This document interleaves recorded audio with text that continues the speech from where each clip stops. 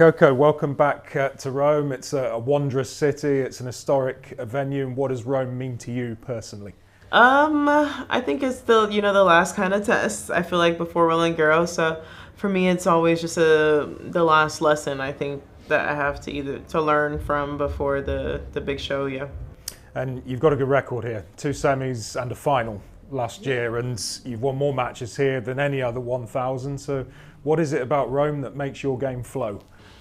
I don't know. I think maybe I guess the conditions just suit my game. I think this clay I like more than Madrid because there's no altitude. I feel like you really have to be versatile to win on this surface, and I think that's what I am. So I think that's why I maybe do well here. And you've said that you have a bit of a complicated relationship with clay. So how do you kind of go about that, and what are your particular strengths on this surface, and how do you utilize them? Yeah, I mean, I think, the clay season is weird. I feel like Rome for me feels like the first normal clay tournament of the season because Stuttgart is indoor and not really real clay, and then there's Madrid that's altitude but on real clay. So then this feels like we're in normal altitude and normal clay, so it feels like the first thing. So that's why I feel like my relationship is complicated because I play well on it, but I feel like I play well on it for these last 2 tournaments of the swing. So it's kind of like the 9th inning stretch right now. Yeah.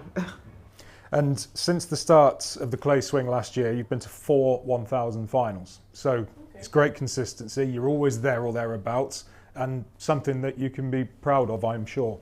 Yeah, I didn't realize it was 4, but yeah, I definitely think being consistent is something I wanted to do more, be better at. And I think I can continue to get better at that, but I think it just takes time and learning, how to get through these tough matches. And for example, my match in Madrid is something I can learn from.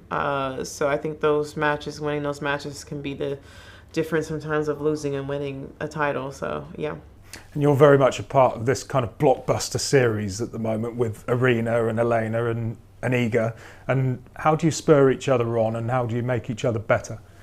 I think just when we face each other, we learn things that we have to improve on against one another. And for me, that's something that when I played Arena in Miami, there's things that I learned from that match that I would like to continue to try to apply and learn from in these next matches. But I definitely think, even though they're the best right now on tour, there's also other players who are doing well, even like the maybe not ranked top 5, but still I feel like the depth in the tour is something that's really strong right now, that everybody can play like a top 5 player on any day. So I think that every day I feel like I'm being pushed.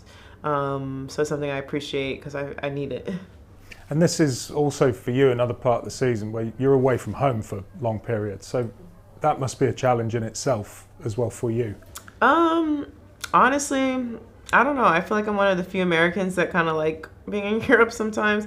For sure, when it's maybe end of Wimbledon, I'm ready to go home. But I don't know. Right now, I'm enjoying myself. So I have no complaints. I'm not someone who's eager to be on the plane back home, to be honest. I don't know.